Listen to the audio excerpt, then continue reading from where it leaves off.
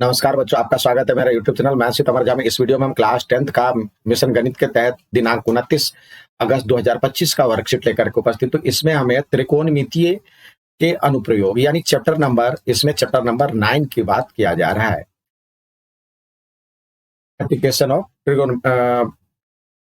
Trigonometry. उन्नयन कोण जिसको इंग्लिश में एंगल ऑफ एलिवेशन कहते हैं। इसमें दो तरह के एंगल हैं। अब जैसे कहता है, जब कोई व्यक्ति ऊपर की ओर देखता है, किसी वस्तु को देखता है, तब दृष्टि रेखा तथा क्षैतिज रेखा के मध्य बनने वाला कोण को उन्नयन कोण कहते हैं, एंगल ऑफ एलिवेशन कहते हैं। अतः ऊपर की ओर देखने पर उन्नयन कोण बनता है तथा इस कोण को क्षैतिज रेखा के ऊपर मापा जाता है और व्यक्ति को प्रेक्षक कहा जाता है। जैसे फोटो में पिक्चर में डायग्राम में दिया हुआ है, देखिए ये आप हैं उन्नयन और यहाँ पे पतंग है। तो पतंग को आप देख रहे हैं, जो जिस आपकी आंख से और पतंग को देखने वाली जो लाइन बनेगी उसको दृष्टि रेखा कहेंगे। जो ये वस्तु है, कोई भी वस्तु है, और आपके आंख के समांतर यानी पैरेलल लाइन जो होगी वो क्षैतिज रेखा कहलाएगी, हॉरिजॉन्टल लाइन। और इसके बीच वाला जो कोण बनेगा उसे हम उन्नयन कोण कहेंगे। अर्थात एंगल ऑफ एलिवेशन मतलब when a person looks at an object in upward direction, then the line of sight of object and horizontal line to sight make an angle. This angle is called angle of elevation. So the angle of elevation is formed when we look up at it measured above the horizontal line. Here we have given a figure. That means here you and here is object. ये यहाँ पे object है और यहाँ पे आप है। आपकी आंख से जो बस ऑब्जेक्ट को जो लाइन देख रहे हैं, जो लाइन मिलाने वाली लाइन जो है, इस ऑब्जेक्ट को और इसको मिलाने वाली लाइन जो है वो कहलाती है लाइन ऑफ साइट। और आपके आंख के साथ जो पैरेलल लाइन मतलब जमीन के सतह के साथ यानी हॉरिजॉन्टल लाइन जो ये बनी, ये हॉरिजॉन्टल लाइन, उस दोनों के बीच में जो कोण बना, ये कोण कहलाता है एंगल ऑफ एलिवेशन और इसको कहते हैं angle line of site, horizontal. इसी तरह दूसरा एंगल बनता है जब आपका कोई साथी छत पे है और आप को देख रहा है, यानी ऊपर से नीचे की ओर देखना, जिसको एंगल ऑफ डिप्रेशन कहते हैं। When a person looks at an object downward, then the line of sight of object and horizontal line of sight make an angle. This angle is called angle of depression. So angle of depression is formed when we look down at an object and it is measured below the horizontal line. अब देखिए, ये यहां से car को देखा जा रहा है, यहाँ पे आप हैं और यहां से कार को देखा जा रहा है। तो यहां से जो ऑब्जेक्ट और आप जहां पे हैं उसको मिलाने वाली लाइन जो होगी वो लाइन ऑफ साइट कहलाती है। और आप जो देखेंगे उसके हॉरिजॉन्टल, अब ये खींचा जाएगा तो ये जो बनेगा हॉरिजॉन्टल लाइन के नीचे, जो यहाँ पे एबव बनता है और यहाँ पे बिलो बनता है, ये इसको एंगल ऑफ डिप्रेशन कहते हैं। अर्थात जब ये अवनमन कोण इंग्लिश में हिंदी में कहते हैं एंगल ऑफ डिप्रेशन। जब कोई व्यक्ति किसी वस्तु को नीचे की ओर देखता है, तब दृष्टि रेखा तथा क्षैतिज रेखा के मध्य बनने वाले कोण को अवनमन कोण कहते हैं। अतः नीचे दी गई सारणी में ये बना है, मतलब फिगर में दिया गया है। तो देखिए, यहाँ पे आप हैं तो आप यदि वस्तु को देख रहे हैं, जिस लाइन से उसको देख रहे हैं उसको दृष्टि रेखा कहेंगे। यहाँ भी वही चीज था, दृष्टि रेखा वस्तु को और आप की आंख और जो वस्तु को देखने में जो लाइन बनता है उसको दृष्टि रेखा यहाँ भी कहेंगे। अब यहाँ पे है तो इसके समांतर हॉरिजॉन्टल लाइन ये बनेगा और उसके नीचे अवनमन कोण बनता है। और इसमें अवनमन कोण और उसके बीच में अंतर भी पूछा जा सकता है। अवनमन कोण जो होता है, दृष्टि ऊपर से जब नीचे की ओर देखा जाता है तो अवनमन कोण बनता है, नीचे से ऊपर देखा जाता है तो उन्नयन कोण बनता है। ये जो है उन्नयन कोण क्षैतिज रेखा के ऊपर बनता है, ये क्षैतिज रेखा के नीचे बनता है।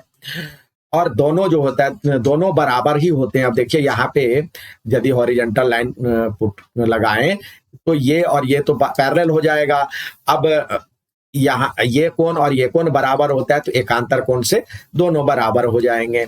और इस पे आधारित प्रश्न पूछे जाते हैं। ऊंचाई एवं दूरी पर आधारित प्रश्नों को हल करने की विधि। तो सबसे पहले आपको करना क्या है, ये जब हाइट एंड डिस्टेंस निकालना है तो उस पे आधारित जो प्रश्न होंगे तो सबसे पहले आपको चित्र बनाना है। चित्र के नंबर, फिगर मस्ट है इसमें। यदि फिगर आपने गलत बना लिया तो आपका जो है सॉल्यूशन कितना भी सही हो तो नहीं मिल पाएगा। तो फिगर मस्ट है, बिना फिगर का आपको नंबर नहीं दिया जाएगा।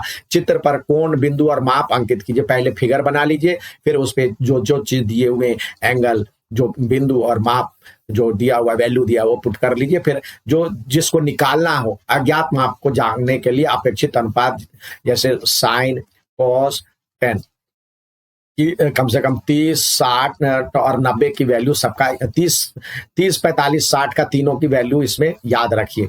ये 3 से ही आपका ज्यादातर हो जाएगा।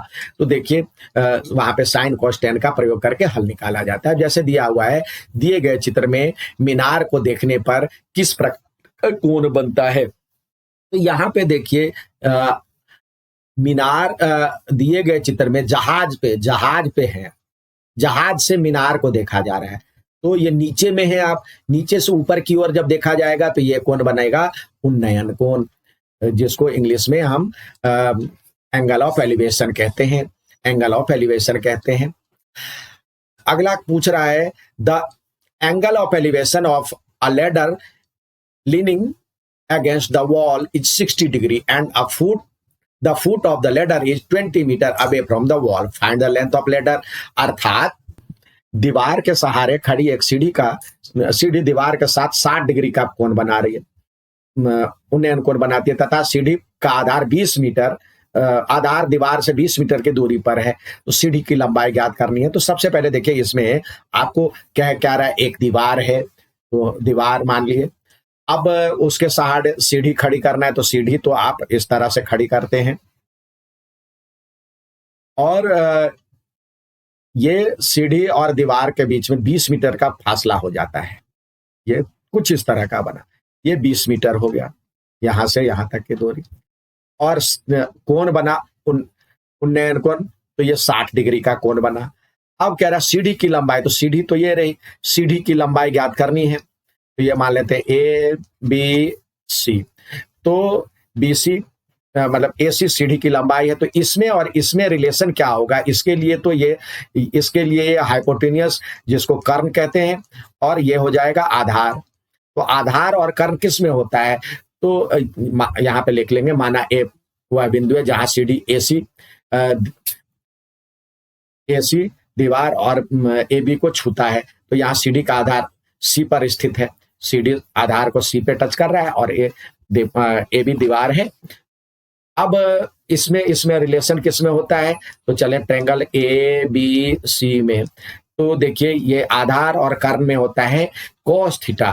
तो लिखे cos 60 डिग्री बराबर में बी सी बाई ए सी। अब cos 60 की वैल्यू आपको पता है 1/2 होता है, और बी सी आपको 20 दिया हुआ है, AC ज्ञात करना है। तो क्रॉस मल्टीप्लाई करेंगे, ये हो जाएगा 1 इंटू AC बराबर में 2 इंटू 20। तो यानी AC इक्वल टू 40। और यूनिट लगाना मत भूलिए, ये हो गया।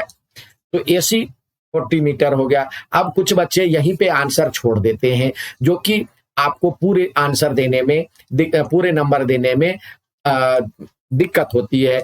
इसके लिए कहता है जैसा प्रश्न पूछा जाए, प्रश्न में क्या पूछ रहा है आप, तो आंसर तो ये तो हमने माना था, वो था आंसर ABC, तो कहीं चर्चा नहीं किया गया था। तो सीढ़ी की लंबाई ज्ञात कीजिए। तो सीढ़ी की लंबाई लिखेंगे, सीढ़ी की लंबाई, अतः सीढ़ी की लंबाई बराबर में 40 मीटर है।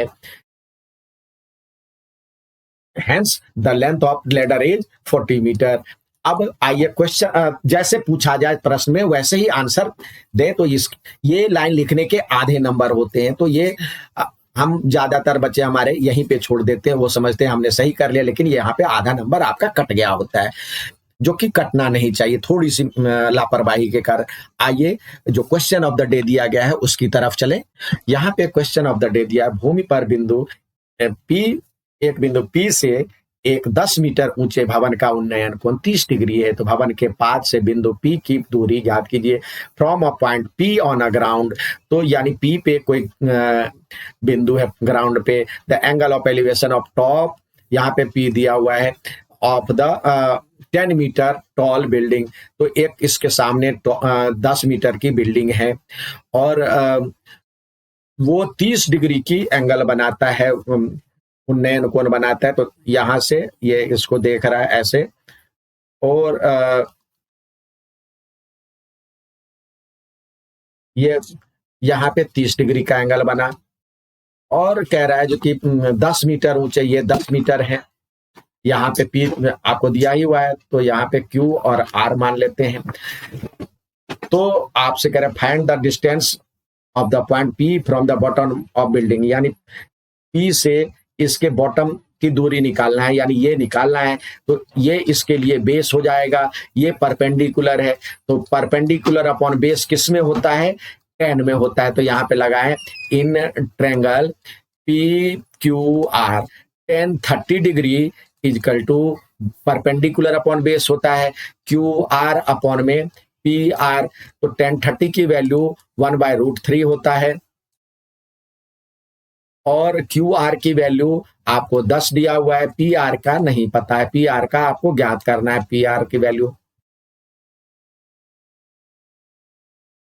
तो क्रॉस मल्टीप्लाई करते हैं तो पी आर इजकल टू हो जाएगा 10√3, और यूनिट मीटर में है। अब लिखेंगे, देखिए जैसे दिया हुआ है distance from the point distance of point P from the bottom of building is. जैसे प्रश्न, ये प्रश्न पूछा जा रहा है, तो लिखेंगे डिस्टेंस मतलब hence distance of the point P from the bottom of the building is 10√3 metre. Answer. उम्मीद है समझ में आएगा। अच्छा लगे तो लाइक सब्सक्राइब शेयर जरूर करें। धन्यवाद।